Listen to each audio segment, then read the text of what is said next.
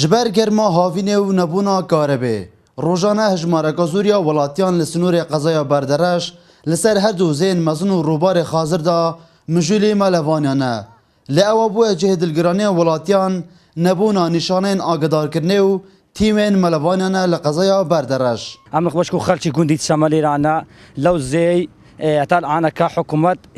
هيز غواصك شي ند الابوي ما دانا نا بابورك هي تشتاق لا لو زي شي ديارنا كرتي او زي قوره خطره لو انا عندك ميت تدامات ولا بوتان روجي درنا نرا لا اوكي نتوان را رزقار كل لا اوكي لو تان روج لو حفته تدامات يعني بهوي زوري زيكا برديتي لو منطقه نهشت برديتي لغير منطقه ميتا كان درينايا لواش دقرت لو كهيس تيما شي رزقار كردن نيا لو منطقه هاتي من ملاي جرمايا صوت كهربنيا تين خو تعوينا على ملاك ازاي اري والله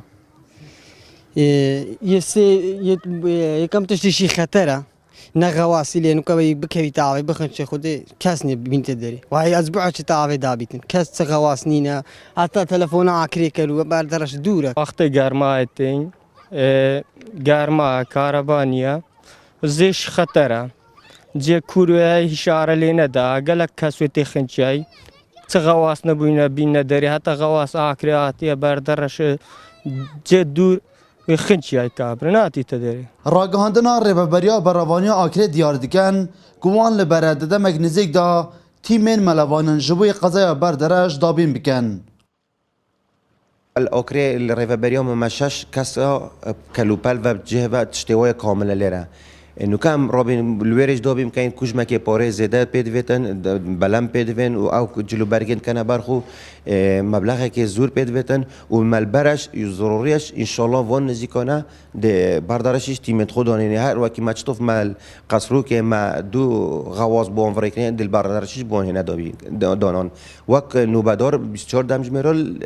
الجهه خوبن سالانه لسنور قضایا بردرش چندین حالتن بناونا ولاتیان دروز دبن ولاتی جی اگری وی دزورینن جبوی نبونا تیمن هاوراتنه و نشارازه ولاتیان لملوانیان دا دلبرین غازی کرسات نیوز بردرش